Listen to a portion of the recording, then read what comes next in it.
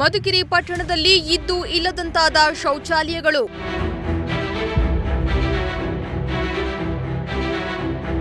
ಪುರಸಭೆ ಮುಂಭಾಗದಲ್ಲಿರೋ ಟಾಯ್ಲೆಟ್ಗಳಿಗೆ ಬೀಗ.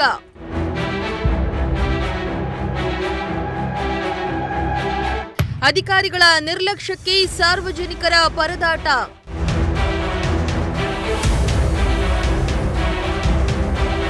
ಏಕಶಿಲಾ ಬೆಟ್ಟಕ್ಕೆ ಫುಲ್ ಫೇಮಸ್ ಆಗಿರೋ ಮಧುಗಿರಿ ಪಟ್ಟಣವನ್ನ ಜಿಲ್ಲಾ ಕೇಂದ್ರವನ್ನಾಗಿಸುವ ಕನಸು ಕಾಣ್ತಾ ಇರೋ ಸಹಕಾರಿ ಸಚಿವ ರಾಜಣ್ಣ ನೇತೃತ್ವದಲ್ಲಿ ಹಲವಾರು ಅಭಿವೃದ್ಧಿ ಕೆಲಸಗಳು ನಡೀತಾ ಇವೆ. ಆದರೆ ಅಧಿಕಾರಿಗಳ ನಿರ್ಲಕ್ಷ್ಯದಿಂದ ಮಧುಗಿರಿ ಪಟ್ಟಣದಲ್ಲಿ ಮೂಲಭೂತ ಸೌಲಭ್ಯಗಳು ಮರೀಚಿಕೆಯಾಗಿದ್ದು ಸಾರ್ವಜನಿಕರ ಆಕ್ರೋಶಕ್ಕೆ ಕಾರಣವಾಗಿದೆ.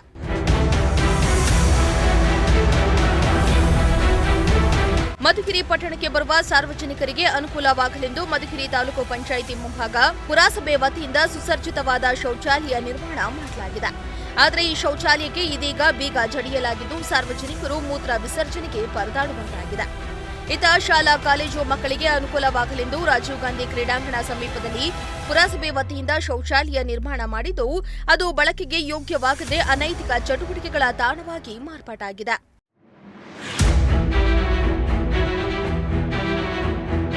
ಇನ್ನು ಈ ಬಗ್ಗೆ ಕೆಡಿಪಿ ಸಭೆಯಲ್ಲಿ ಸಚಿವ ಕೆಎನ್ ರಾಜಣ್ಣ ಅಧಿಕಾರಿಗಳನ್ನ ಎಚ್ಚರಿಸಿದ್ರೂ ಕೂಡ ಅಧಿಕಾರಿಗಳು ಮಾತ್ರ ಇತ್ತ ಗಮನ ಹರಿಸ್ತಾ ಇಲ್ಲ ಎಂಬ ಆರೋಪ ಕೇಳಿಬಂದಿದೆ.